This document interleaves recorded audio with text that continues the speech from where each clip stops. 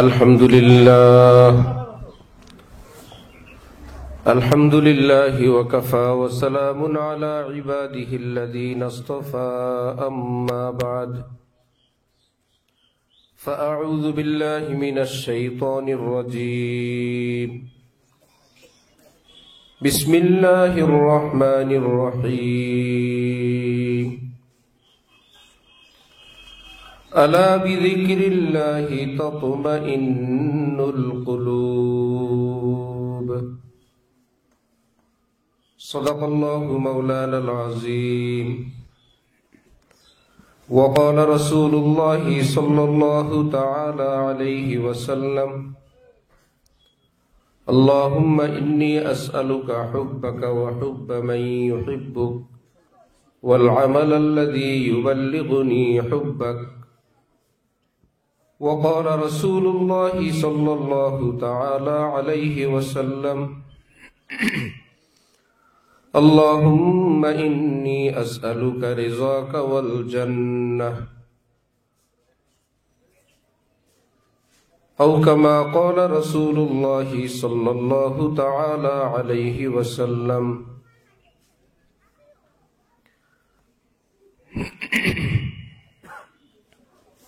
মুআজ্জাজ হাজিরিন, আমি আল্লাহ পাক রব্বুল আলামিনের পবিত্র কালামের অংশ বিশেষ তেলাওয়াত করলাম এবং হযরত রাসূল করিম সাল্লাল্লাহু আলাইহি ওয়াসাল্লামের দুইখানা হাদিস শরীফের অংশ বিশেষ পাঠ করলাম। আল্লাহ পাক কোরআন শরীফ এবং হাদিস শরীফের কামিল হেদায়েত আমাদের সকলকে নসিব ফরমান। কোরআনে পাক এবং হাদিসে পাকের নূরে আমাদের জীবনকে সুন্দর করার, আলোকিত করার তৌফিক দান করেন।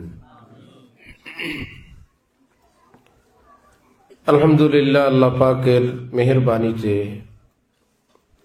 আমাদের দেশে, সারা মুসলিম বিশ্বে যেখানেই মুসলমানরা আছেন,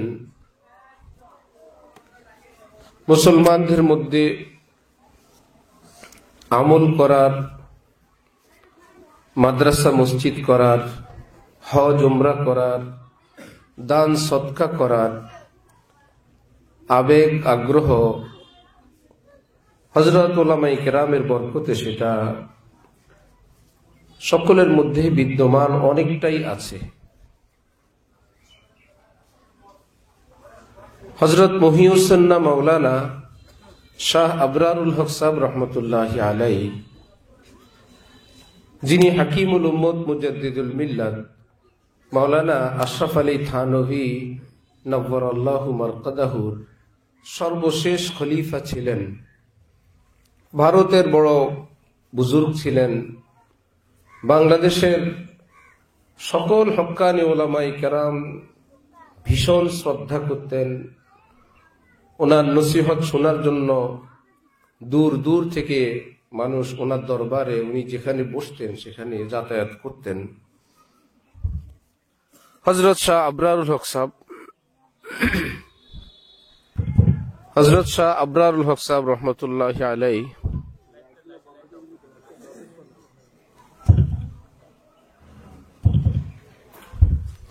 ঠিক আছে।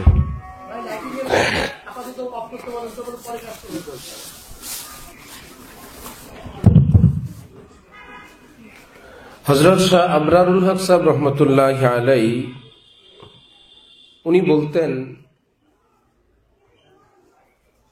মুসলমানদের মধ্যে আমর বিল মারুফের, ভালো কাজ করার, আদেশ করার অনেক জামাত আছে।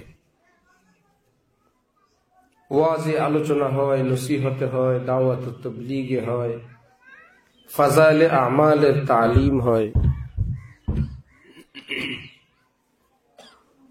অনেকভাবেই মুসলমানদের মধ্যে যে আমলগুলো করার, এই বিষয়ে অনেক আলোচনা হয়, যার জন্য মুসলমানের মধ্যে এই বিষয়ে আগ্রহ উদ্দীপনাও অনেকটা দেখা যায়। কিন্তু হযরত বলতেন, नहीं अनिल मुनकर की कोई जमात नहीं है। মানুষকে গুনাহের কাজ থেকে বিরত রাখবে, গুনাহ থেকে ভয় দেখাবে, গুনাহ থেকে বেঁচে থাকার জন্য মানুষকে উদ্বুদ্ধ করবে, এইরকম জামাত নজরে পড়ে না। আল্লাহ পাক রব্বুল আলামিন কালেমায়ে তাওহীদের মধ্যে লা ইলাহা ইল্লাল্লাহ এটাকে কালেমায়ে নফি এবং ইসবাত বলে। লা ইলাহা ইল্লাল্লাহ এর মধ্যে দুইটা জিনিস আছে। প্রথমে আছে লা ইলাহা, এটাকে নফি বলে, অর্থাৎ হে আল্লাহ, আমি আপনি ব্যতীত কাউকে প্রভু হিসাবে মেনে নেই না। হে আল্লাহ, আমার অন্তরে আপনার ভালোবাসার ঊর্ধ্বে আর কারো ভালোবাসা নাই।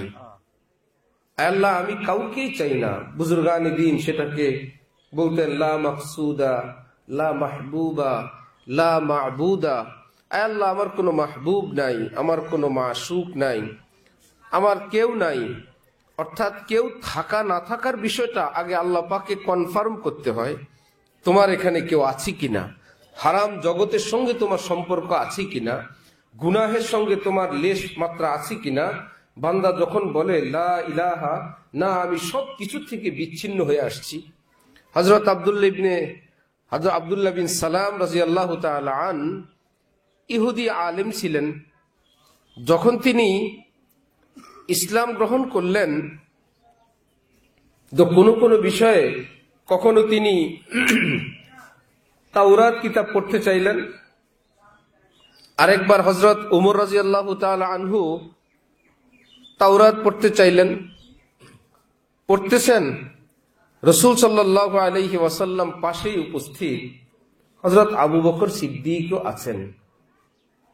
কিছুক্ষণ পর দেখা গেল রাসূল সাল্লাল্লাহু আলাইহি ওয়াসাল্লামের চেহারা মুবারক রাগে গুসায় লাল হয়ে গেছে। হযরত আবু বকর ইশারা দিলেন যে ভাই তুমি কি করো। জলদি জলদি তিনি বন্ধ করলেন, নবীজির কাছে ক্ষমা চাইলেন। এবার নবীজি জবান খুললেন আর বললেন, আমি যেখানে উপস্থিত আমার উপরে কোরআন নাজিল হচ্ছে, সে অবস্থায় তুমি তাওরাত পড়তেছ। হযরত উমর বললেন, ইয়া রাসূলুল্লাহ, আমাকে মাফ করবেন, আমার ভুল হয়ে গেছে। হযরত আব্দুল্লাহ বিন সালাম ইহুদি আলিম ছিলেন। সেই ধর্মে ওটের গোশত খাওয়া হারাম। ইহুদিদের কাছে ওটের গোশত খাওয়া হারাম। তিনি যখন মুসলমান হলেন, এখানে জানতে চাইলেন উটের গোশত খাওয়া কি। বললেন জায়েজ, ফরজ না। যেমন আমরা মুসলমানদের মধ্যে অনেকেই আছেন জীবনেও উটের গোশত খান নাই, এতে কি তার ঈমানের কোনো অসুবিধা হবে? কারণ এটা ফরজ না, ওয়াজিব না, সুন্নত মুস্তাহাব না, একটা জায়েজ খাবার। তো উনি বললেন, আমি যেহেতু আগে হারাম মনে করতাম আর এখন এটা জায়েজ। জায়েজ অর্থ হলো তার দোনো দিকের পারমিশন আছে, করা না করার পারমিশন আছে। তাহলে আমি নায়ের সাইডটা গ্রহণ করি, আমি খেলাম না। তাহলে ইসলামিক দৃষ্টিতেও আমি গুনাহগার হলাম না, কারণ ইসলামে তো এটা জায়েজ, না খাইলেও সমস্যা নেই। আর ইহুদি ধর্মে যে হারাম ছিল সেটাও রক্ষা হইল। আমি দীর্ঘকাল এটাকে হারাম মনে করে আসছি, সেই ধর্মেরও রেয়ায়েত হইল, ইসলামের সঙ্গেও সামঞ্জস্যতাপূর্ণ সম্পর্ক হইল। এই আয়াত নাজিল হওয়া এই ভাবনার কিছুক্ষণ পরে জিবরিল আমিন আসছেন আয়াত নিয়ে, উদখুলু ফিস-সিলমি কাফা। হে রাসূল, আপনি বলে দেন যারা ইসলামে আসছে এরা যেন পুরাপুরি আসে। এখানে আসার পর আবার আগের ধর্মের ভাবনা, কল্পনা, সম্পর্ক এখন অব্যাহত আছে, হবে না। সেই যে ইহুদিয়তের একটা ভাবনা, সেটা কারোর মধ্যে এখনো রয়ে গেছে। যারা মুসলমান হবে তারা যেন পরিপূর্ণ মুসলমান হয়, আপনি তাদেরকে বলে দেন। কারণ আমরা উটের গোশত খাওয়া না খাওয়া এর সঙ্গে তো আগের কারণ সম্পর্ক নাই, কিন্তু ওনার না খাওয়াটা ইহুদি সম্পর্ক, ধর্মের সঙ্গে একটা সম্পর্ক থেকে যায়। আল্লাহ পাক আয়াত নাজিল করলেন। কি অর্থ? হযরত খাজা সাহেব ভারতের এক বুজুর্গ ছিলেন, তিনি বলতেন, হার তামান্না दिल से रुखसत हो गई, अब तो आजा, अब तो खलवत हो गई। হ্যাঁ আল্লাহ, আপনি বলছেন আমি যদি অন্তরকে হারাম জগৎ থেকে মুক্ত করি, সে অন্তরে আপনি আপনার নূর বর্ষণ করবেন, তাজাল্লি বর্ষণ করবেন। আয় আল্লাহ, আমি আপনার মোহব্বতের খাতিরে আমি আমার অন্তরকে হারাম জগৎ থেকে, লোভ লালসা থেকে, হারাম সম্পর্ক থেকে আয় আল্লাহ আমি অন্তরকে মুক্ত করলাম। আব তো আজা, এখন তো আপনি আসন গ্রহণ করেন। আব তো খালওয়াত হো গই, আয় আল্লাহ এখন তো একদম খালি হয়ে গেছে। আমাদের দাদা পীর হযরতওয়ালা করাচি আল্লামা শাহ হাকিম মোহাম্মদ আখতার রহমতুল্লাহ আলাইহি হযরত বলতেন, দেখো ভাই, একটা লাইট জ্বলে, খোঁজ নিয়ে জানবা সেখানেও দুইটা তার আছে, একটাকে নেগেটিভ আর একটাকে পজিটিভ বলে। এই দুই তার মিলে লাইট জ্বলে। নেগেটিভের বদলা যদি তুমি পজিটিভ আরো 10টাও দাও চলবে না, কারণ তোমার আরেকটা তার নাই।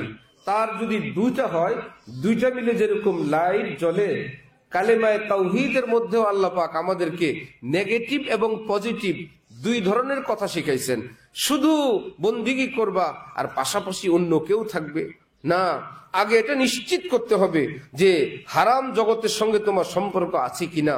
আমরা ঘোষণা দেই লা ইলাহা, না আল্লাহ, একদম আমি আলাদা হয়ে গেছি, একদম বিচ্ছিন্ন হয়ে গেছি। আমরা অবাক হই, পৃথিবীর অনেক নামি দামি মানুষের বিবাহ বিচ্ছেদ হয়, রাজা বাদশাদের বিবিরা চলে যায়। কি ব্যাপার? খোঁজ নিয়ে জানা গেল ধন দৌলত, তাদের ভরণ পোষণ, বাড়ি গাড়ি গহনা, কোনো কিছুর কমতি নাই।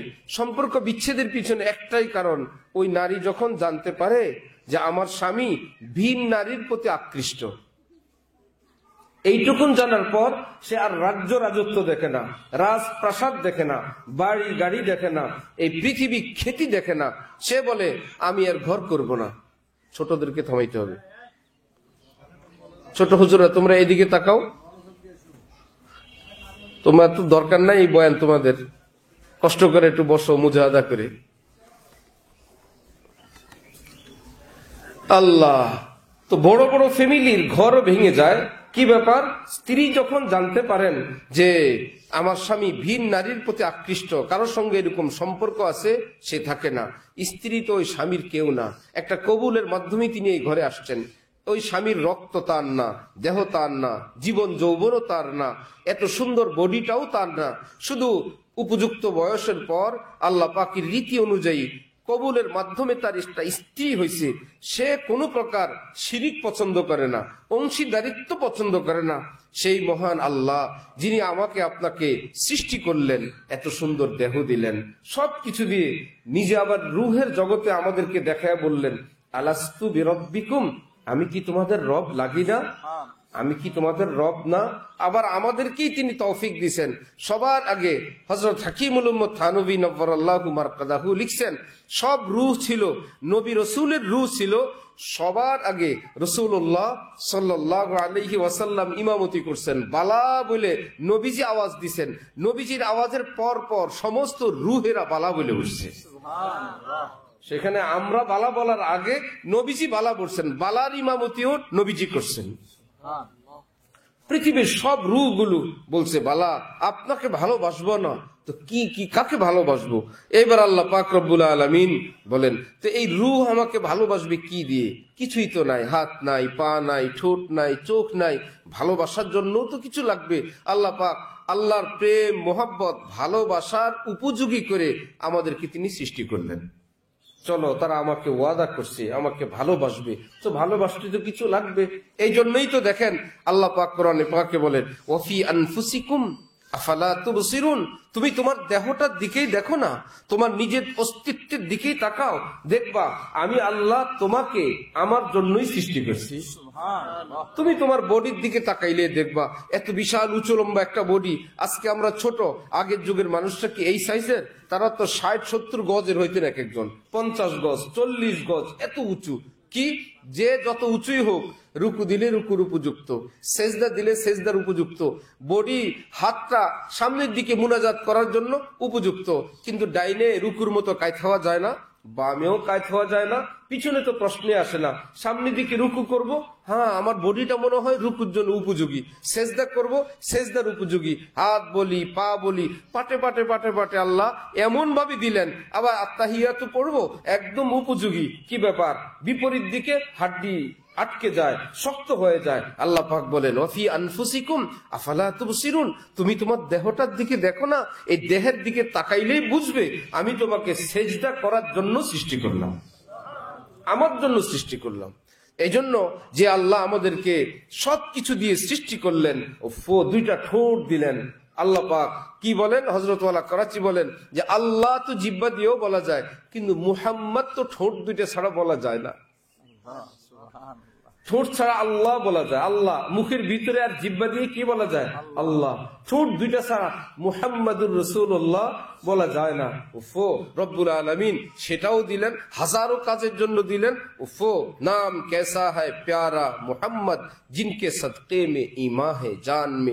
সবটার দিকে খেয়াল করলেই দেখবো যে আল্লাহ পাককে ডাকলেই ভালো লাগে। আলা বিযিক্রিল্লাহি তাতমাইন্নুল কুলুব। আমাদের হাজারো চাহিদা আছে, কোন চাহিদায় অন্তরে প্রশান্তি আনে না, প্রশান্তি দেয় না। কিন্তু যদি একটু জিকির করা হয়, একটু তেলাওয়াত করা হয়, একটু চোখের পানি ফেলানো হয়, একটু দান সদকা করা হয়, একটু আল্লাহ পাকের কাছে ক্ষমা চাওয়া হয়, তখন মনের গভীরে এক প্রকারের প্রশান্তি আসে, শান্তি আসে। এটাই প্রমাণ আল্লাহ আমার আত্মাকে তৈরি করলেন এভাবে, একে জিকির দিলে সে খুশি হয়, তেলাওয়াত দিলে খুশি হয়। আমাকে যে আল্লাহ পাকের মহব্বতের কিছু দিলে খুশি হয়, সেটাকে আল্লাহ পাক এই ভাষায় বললেন আলা বিযিক্রিল্লাহি তাতমাইন্নুল কুলুব। ভালোভাবে লক্ষ্য করে শোনো যে এই দেহ এর খোরাক ভিন্ন, আত্মার খোরাক ভিন্ন।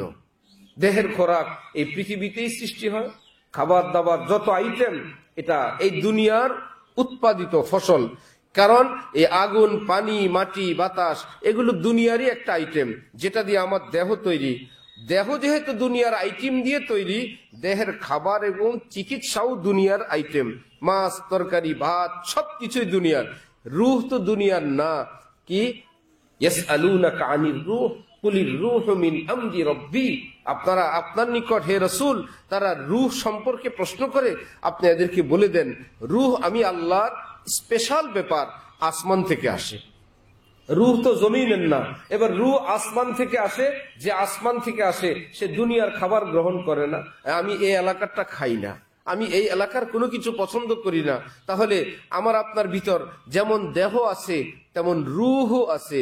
দেহকে তো খাবার দেই, দেহ তো সুস্থ হয়, কিন্তু রূহ বেচারার তো কোনো খাবার নাই।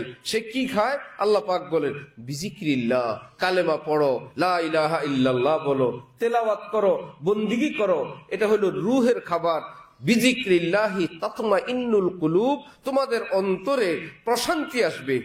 ইমাম গজালি রহমতুল্লাহ আলাই এই আয়াতের তাফসীর লিখে বলেন যে বিজিক্রিল্লাহ এর তাফসীর আম ভাবে, ব্যাপক ভাবে অর্থ, বান্দা যখন আল্লাহর জিকির করে, আল্লাহকে স্মরণ করে, তখন আল্লাহ পাক বান্দার অন্তরে শান্তি দেন। ওলামায়ে কেরাম বুঝবেন মধ্যখানে একটু কথা। জিক্রুন মাসদার, লফজে আল্লাহ হলো মাফউল, মানে জিক্রিল আব্দি আল্লাহ। ফাইলের দিকেও এজাফত করা যায়, মফউলের দিকেও করা যায়। ব্যাপকভাবে তাফসীর এটাই, বান্দা যখন আল্লাহর জিকির করে। ইমাম গাজালি বলেন কেন জিকির মাসদারকে ফাইলের দিকে এজাফত দেওয়া যায় না? অর্থ কি হবে? কি অর্থ হবে? যে আল্লাহ যখন বান্দাকে স্মরণ করেন, বান্দার অন্তরে তখন শান্তি আসে। ইমাম গাজালি বলেন এটা আমার কাছে বেশি ভালো লাগে, যে বান্দা আল্লাহকে ডাকলে এটাও ঠিক, কিন্তু আল্লাহ যখন বান্দাকে স্মরণ করেন সেটাও। কিন্তু কথা দুইটা, তাফসীর ভিন্ন, সার কথা একরকম। কারণ কোরআন শরীফে আছে যে বান্দা যখন আল্লাহকে ডাকেন, আল্লাহ বান্দাকে স্মরণ করেন। একই তো হয়ে গেল। मोहब्बत दोनों आलम में यही जाकर पुकार आई कि जिसे खुद यार ने चाहा उसी को याद यार आई। আমি আপনি আল্লাহকে ডাকবো, বন্দিগি করব, এটা আমাদের সক্ষমতার ব্যাপার না। আল্লাহ পাক যখন তৌফিক দেন তখনই আমরা পারি। এই জন্য যে বিজিক্রিল্লাহি তাতমাইন্নুল কুলুব তখন হবে যখন ইবাদত যেটা করণীয় সেটাও করা হয়, যেটা বর্জনীয় সেটা বর্জনও করা হয়।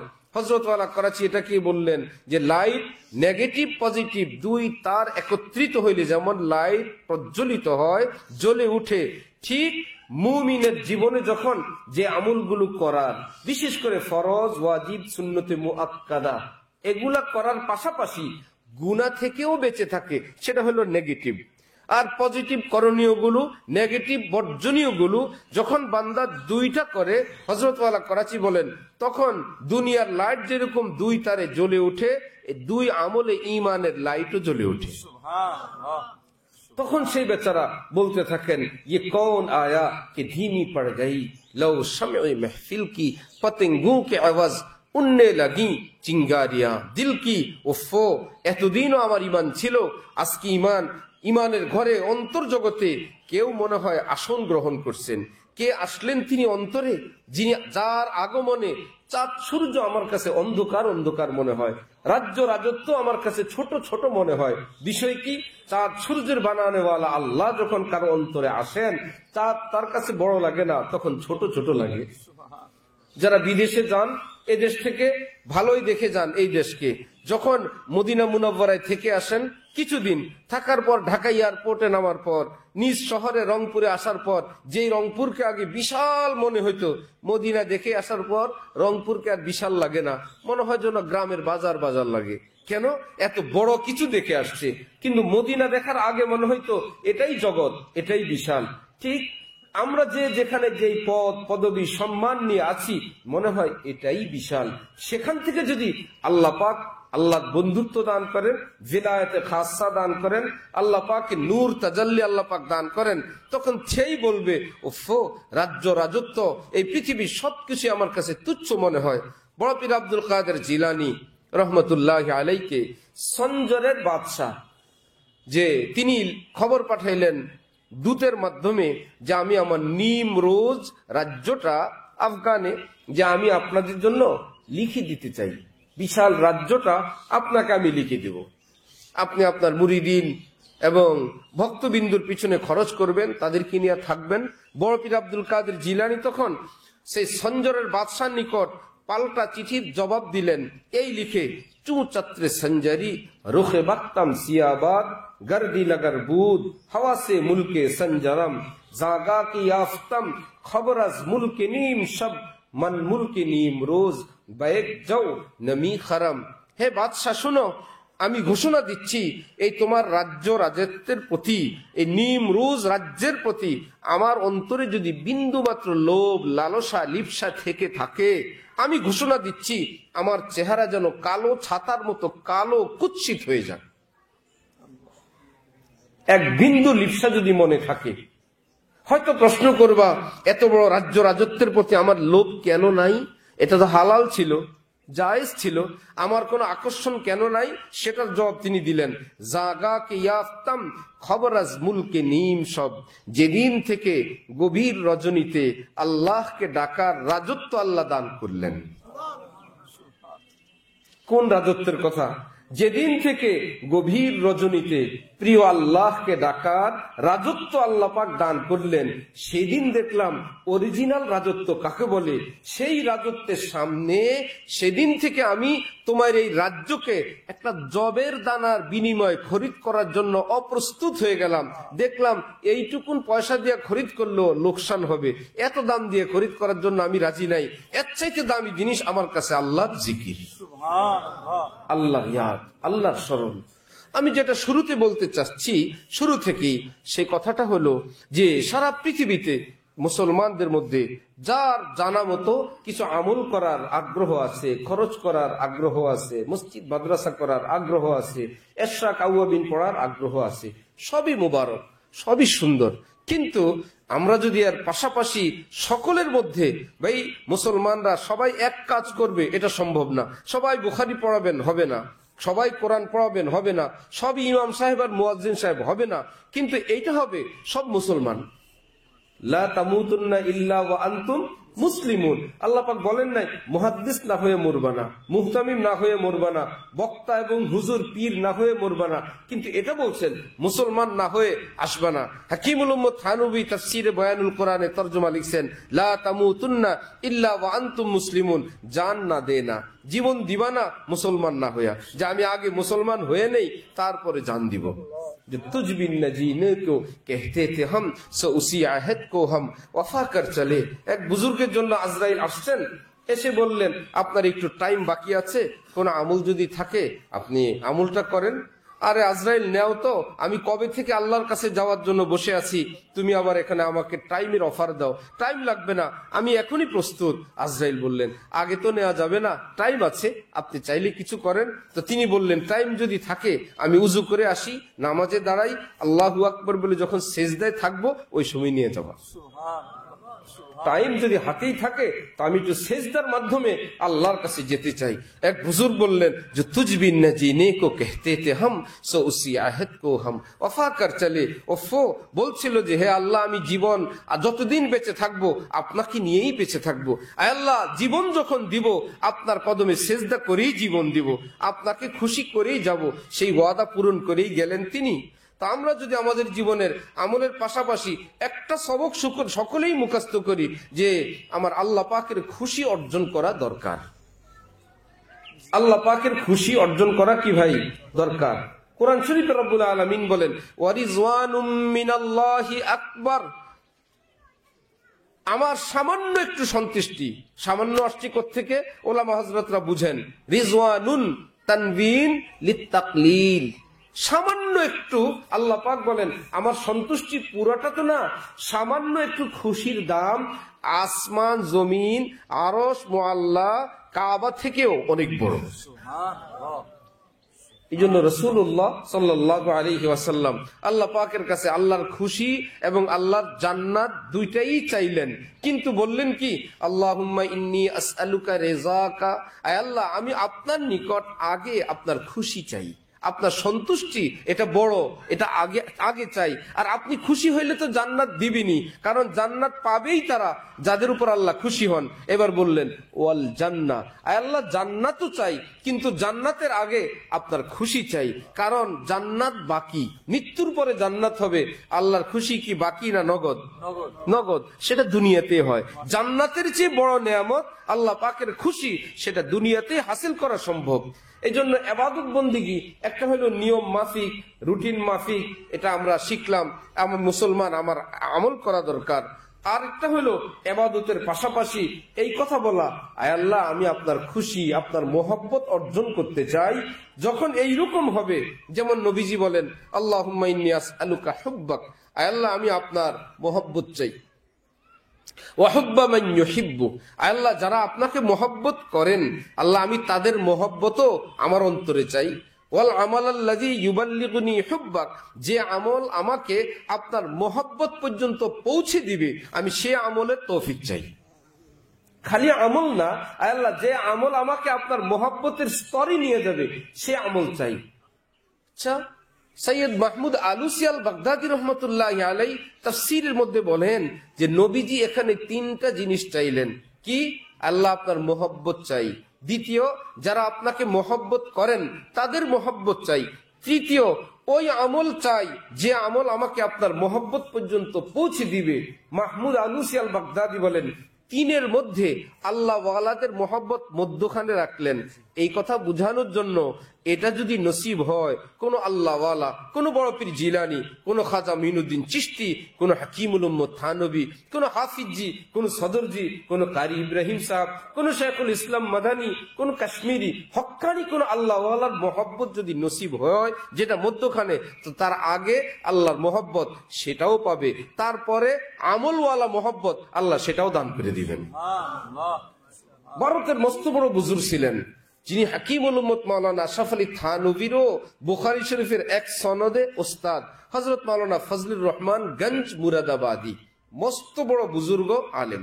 তিনি বলেন আমি যদি শবে কদর পাই, সুনিশ্চিত যে আজ রাত এটা শবে কদর, আমি সারা রাত আল্লাহ পাকের কাছে একটা দোয়া করব, বেশি কিছু চাইবো না, একটাই দোয়া মঞ্জুর করানোর চেষ্টা করব কি, আয় আল্লাহ মুঝে নেক সোহবত মিল যায়, আয় আল্লাহ আমাকে কোন আল্লাহ ওয়ালার সন্ধান দান করেন, তার সঙ্গে মোহাব্বতের সম্পর্ক দান করেন। কি ব্যাপার? তিনি বলেন এটা যদি সত্যিকার কারো ভাগ্যে জুটে যায় তাহলে দিন ইসলাম শরীয়তের জিন্দিগিও পাবে, আল্লাহর মোহাব্বতও পাবে, দুনিয়াও পাবে, আখেরাতও পাবে। এটাই তো দরকার। এই জন্য হযরত সাহাবাই কেরাম ওনারা আমলের জোরে সাহাবী হন নাই, তেলাওয়াতের জোরে সাহাবী হন নাই, ইশরাক আওয়াবিন তাহাজ্জুদের জোরে সাহাবী হন নাই, দাওয়াত দিতে দিতে সাহাবী হন নাই, জিহাদ করতে করতে সাহাবী হন নাই, বরঞ্চ ঈমানের সঙ্গে নবীজির সান্নিধ্য পাইলেন, সাহাবী হয়ে গেছেন। নারীরা ঈমানের সঙ্গে নবীজির একটু আওয়াজ শুনলেন, সাহাবী হয়ে গেছেন। এইবার সারা পৃথিবীকে যদি জিজ্ঞাসা করেন, একজন ঈমানের সাথে অনেক আমলওয়ালা, খেদমতওয়ালা, মেহনতওয়ালা, জিহাদওয়ালা, ওয়াজওয়ালা, কিন্তু নবীজিকে দেখার সুযোগ হয় নাই, নবীজির যুগের মানুষ। আরেক বেচারা না এলেম আছে, না অত ওয়াজ নসিহত আছে, না যোগ্যতা আছে, ঈমান আনার পর একদিন নবীজিকে এক মুহূর্তের জন্য একটু দেখছেন, পুরা পৃথিবীর সকল আলেম বলবেন ওই বুজুর্গ হাজার এলেম আমল থাকা সত্ত্বেও নবীজির সোহবত পান নাই। ওনার চাইতে ওই সাহাবী যিনি একদম কি বলে আনপড় উম্মি, ওই সাহাবীর দাম লক্ষ কোটি গুণ বেশি। হযরত আব্দুল্লাহ ইবনে মুবারক রহমতুল্লাহ আলাইহি, যিনি হযরত ইমাম আজম আবু হানিফার শাগরেদ, বিশ্ববিখ্যাত মুহাদ্দিস। ইরাকের বাগদাদ শহরে একবার লোকে লোকারণ্য, বাদশাহ হারুন তখন ক্ষমতায়, বাদশাহ হারুনের স্ত্রী জিজ্ঞাসা করলেন এত মানুষ কেন বাগদাদ শহরে, এত লোক কেন, পৃথিবীর কোন রাজা বাদশাহ এখানে আসবেন?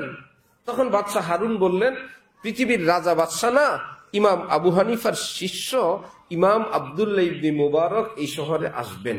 এই খবর শুনে মুসলমানরা একত্রিত হয়ে গেছে ওনাকে দেখার জন্য। বাদশাহ হারুনের স্ত্রী জুবাইদা তখন বললেন ওফো, তাহলে প্রকৃত বাদশাহ তো তারা, তোমরা কিসের বাদশাহ? তোমরা তো পুলিশের বাদশাহ, নেতা কর্মীর বাদশাহ, এরা হইল আসল বাদশাহ। তখন বাদশাহ হারুন তার স্ত্রীকে বললেন জুবাইদা তুমি সত্যি বলছো, তারা দুনিয়ারও বাদশাহ, আখিরাতেরও বাদশাহ।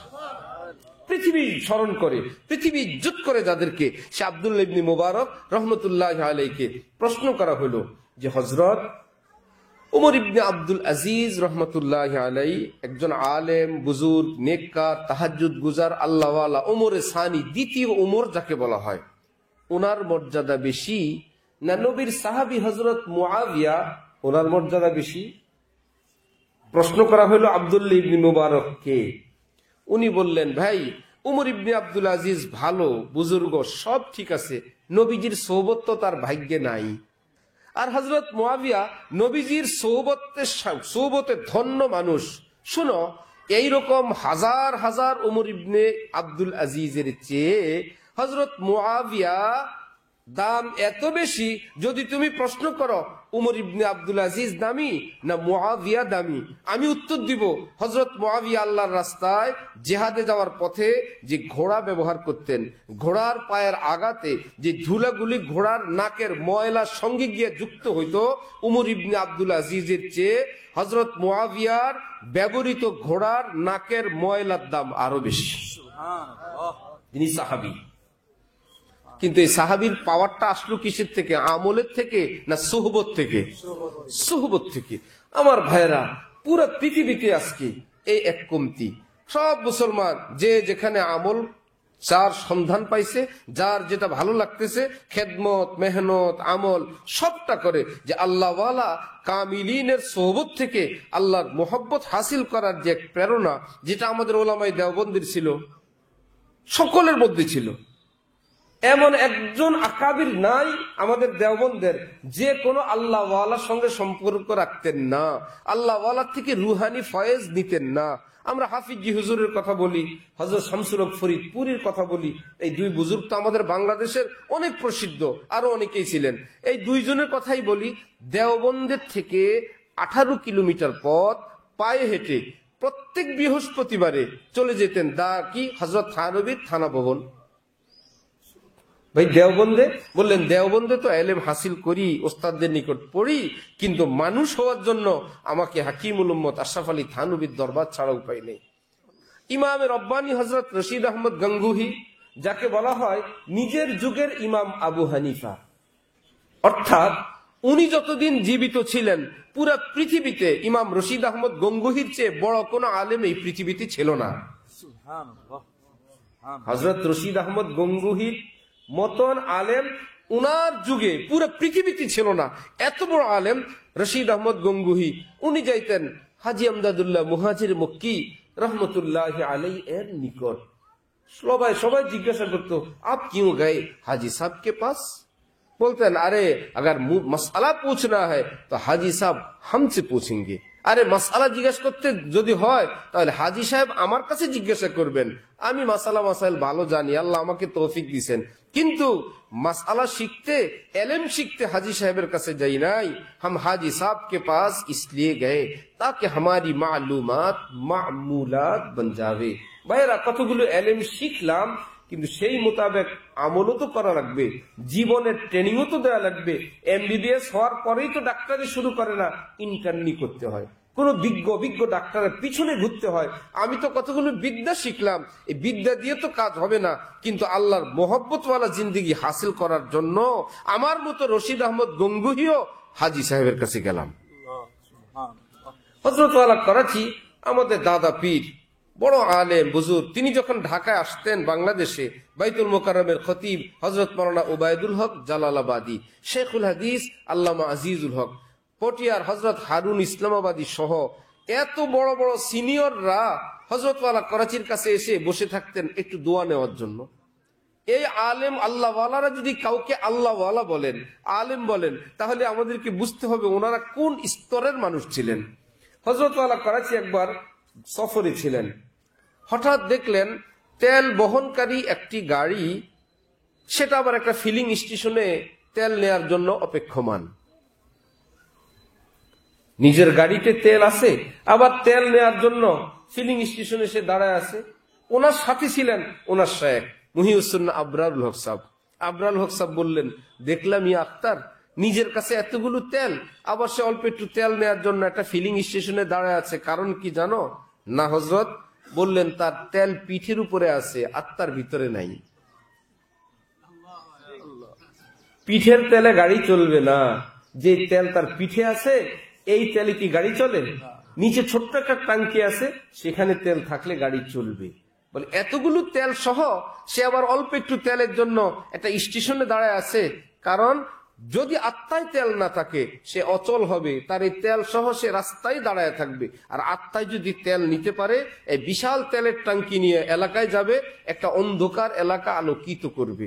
এইবার বললেন, শুনো, ওই মুসলমান যার কাছে কিছু বিদ্যা বুদ্ধি আছে, কিছু বই পুস্তক আছে, কিছু নলেজ আছে, কিছু এলেম আছে, আর ওই আলেম যার কাছে এলেম আছে, বুখারী শরীফ পড়ান, তিরমিজি পড়ান, আবু দাউদ পড়ান, বড় মুখতাসারুল মাআনি পড়ান, তাফসীরে বাইজাবি পড়ান, কঠিন কোন সাবজেক্ট পড়ান, খবরদার আপনি এটা মনে করবেন না আপনার রুহের ভিতরেও এলেম আছে, আপনার রুহের ভিতরেও আল্লাহর মোহাব্বত আছে।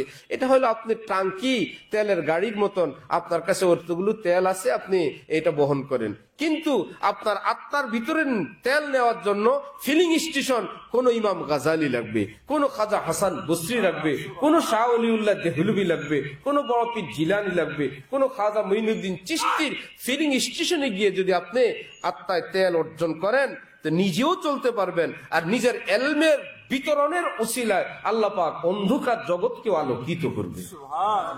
হাকিম মুহাম্মদ মাওলানা আশরাফ আলী থানভী বলতেন, मैं खासकर तोलाबाई कराम को और उलमाए कराम को एक वसीयत करता हूँ। हजरत थानवी बोलेन, मेरे इल्म पर मगरूर न हो, নিজের এলেমের দ্বারা ধোঁকাগ্রস্ত হবেন না।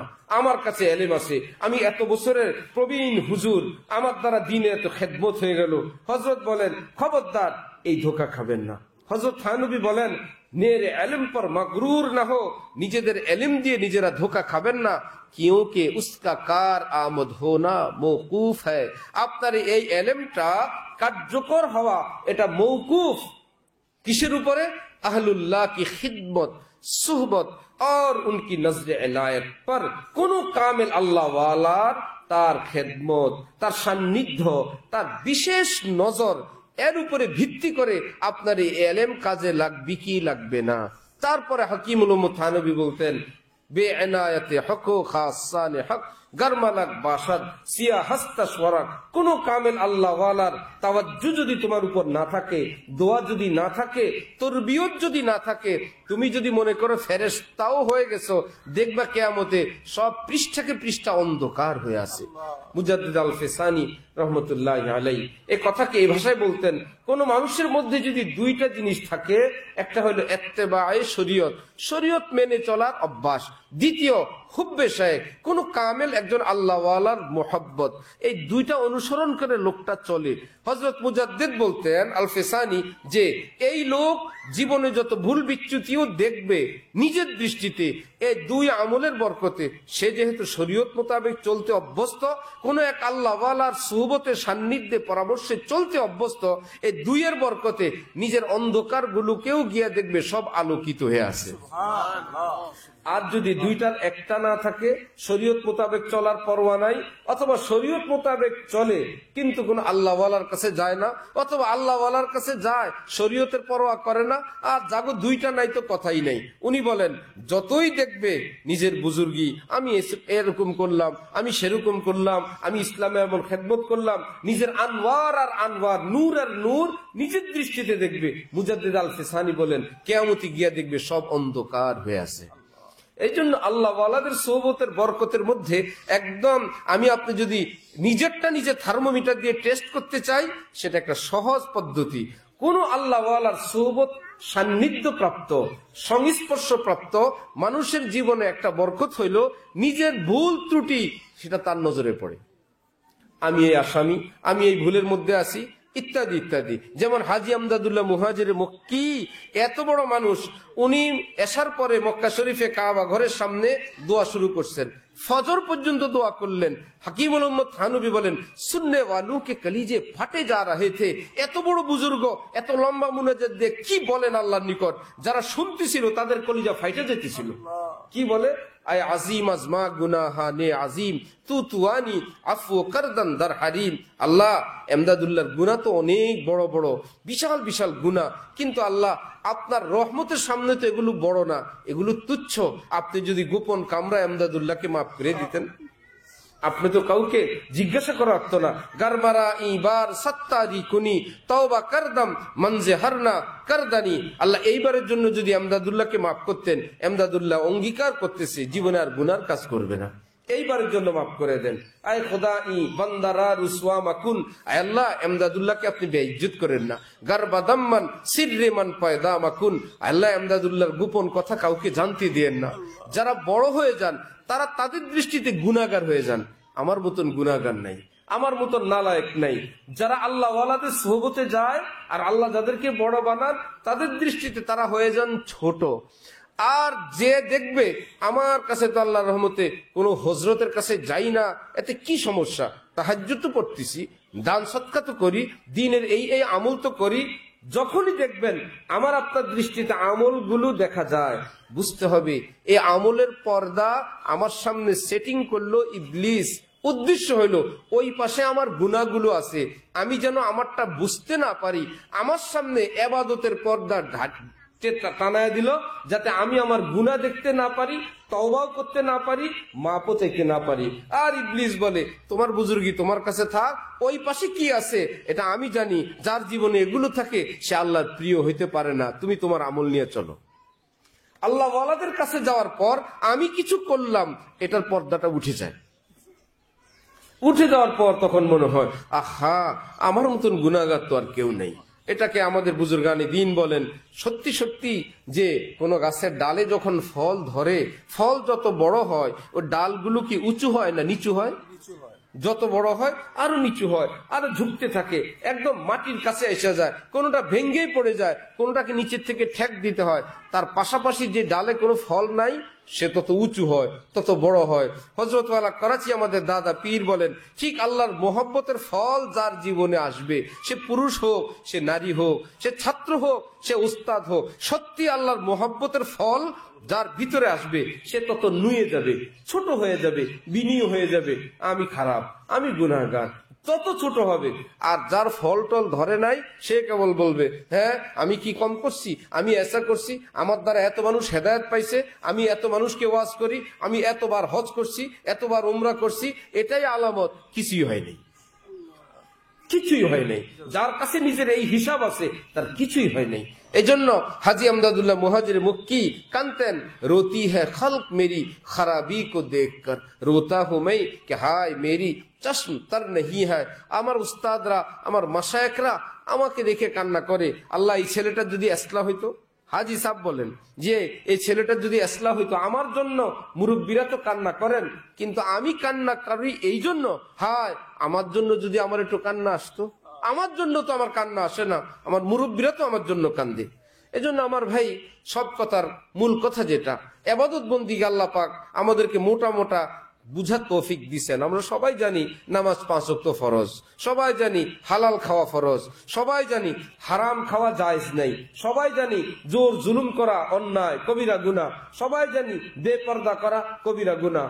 ইসলামী দেশ, মুসলিম দেশ, আলেম ওলামার পরিবেশ ইত্যাদি বরকতে মোটা মোটা কথাগুলো সবার জানা আছে। কিন্তু সবটার পাশাপাশি আমার একটা কথার চর্চা কম, আমার আল্লাহর খুশি হাসিল করা দরকার, আমার আল্লাহ পাকের সন্তুষ্টি অর্জন করা দরকার। এটা এমন এক কথা, এর জন্য পুলিশ লাগবে না, দুদক লাগবে না, কিচ্ছু লাগবে না। এই লোক যেখানেই যাবে, যে আল্লাহর খুশির তালাশকারী লোক, সে অটোমেটিক সোজা হয়ে যায়। রুম বন্ধ, একা একা খাবার খায়, সেখানেও দস্তরখান বিছায়, বা এখানে তার কেউ নাই, তখন সে বলবে কেউ নাই মানি, আমি যার জন্য দস্তরখান বিছাই আমার আল্লাহ তিনি তো আছেন। সেখানেও ডান হাত 2 হাত ধুয়ে খায়, এখানে তো কেউ নাই। আরে ভাই আমি কারো জন্য কি খাই, আমি তো আমার আল্লাহর খুশির জন্য খাই, তিনি তো আছেন। ও সে সব জায়গায় আল্লাহ পাকের একটা নিয়মের মধ্যে চলে আসে, আর কেবল বলে না কোই রাহ পা যায় না কোই গैर আ যায়, হারিমে দিল কা আহমদ আপনি হরদম পাশে ভা রহনা। আমার দ্বারা কোনো পথে দুশ্মন প্রবেশ করতে না পারে, আমার চাল চলনে, চাহনিতে, জবানে, কানে, লেনদেনে কোনো দিক থেকে যেন গুনাহ না হয়, আল্লাহর অসন্তুষ্টি অর্জন যেন আমি না করি। সে নিজে নিজের পাহারাদার হয়ে যায়। যখনই আল্লাহর সন্তুষ্টির তালাশকারী হবে, যখনই কোনো আল্লাহওয়ালার সুবতে যাতায়াতকারী হবে, সম্পর্কওয়ালা হবে, তখন তার এই এক ধুন, এই এক ফিকির নসিব হবে, যেই ফিকির নকশে কদম নবী के हैं जन्नत के रास्ते अल्लाह से मिलाते हैं सुन्नत के रास्ते। রাসূল সাল্লাল্লাহু আলাইহি ওয়াসাল্লামের সুন্নতের রাস্তায় কেউ যদি চলে, এই রাস্তাই তাকে জান্নাত পর্যন্ত পৌঁছে দিবে, এই রাস্তাই তাকে আল্লাহ পর্যন্ত পৌঁছে দিবে। আল্লাহ পাক আমাদের সকলকে যার যেই গুনাহ আছে সেটাকে বর্জন করার, আমলের ক্ষেত্রে বিশেষ করে, আমল তো অনেক, ফরজ, ওয়াজিব, সুন্নতে মুআক্কাদা, এটা মনে রাখবেন। আমল তো আমরা বলি, আমল তো দুনিয়ায় এত, যদি কেউ সব আমল করতে যায়, ফজর থেকে নিয়ে রাত্র পর্যন্ত কাজ করারও সুযোগ নাই, ব্যবসারও সুযোগ নাই, রান্না বান্না চাকরিরও সুযোগ নাই, শুধু আমলের মধ্যে থাক লাগবে। এই আমল মানে হলো ইসলামের ফরজ, ওয়াজিব, সুন্নতে মুআক্কাদা, এটা ঠিক রাখার পর অন্যগুলো যে যতটুকুন পারে করবে, কিন্তু এখান থেকে যেন বাদ না যায়, মূল সাবজেক্টে যেন আমি ফেল না করি। আল্লাহ আমাদেরকে এর পাশাপাশি আল্লাহর খুশি অর্জনের এক নেশা, এক পিপাসা সকলের মধ্যেই দান করেন ইনশাআল্লাহ। খুশি অর্জনের এই নেশা, আল্লাহর মহব্বতের নেশা মানুষকে মানুষ করে, পশুকেও মানুষ করে, দুশ্চরিত্রকে চরিত্রবান বানায়, হারাম নেশাওয়ালাকে আল্লাহর মহব্বতের নেশাওয়ালা বানায়, বেপর্দাকে পর্দাওয়ালা বানায়, উচ্ছৃঙ্খলকে বিশৃঙ্খলকে সুশৃঙ্খল বানায়। আল্লাহ পাক আমাদেরকে এইরকম সুন্দর পবিত্র জীবন দান করেন। সত্যি যদি এইরকম ঘর হয়, সেই ঘরটা সুখী হয়।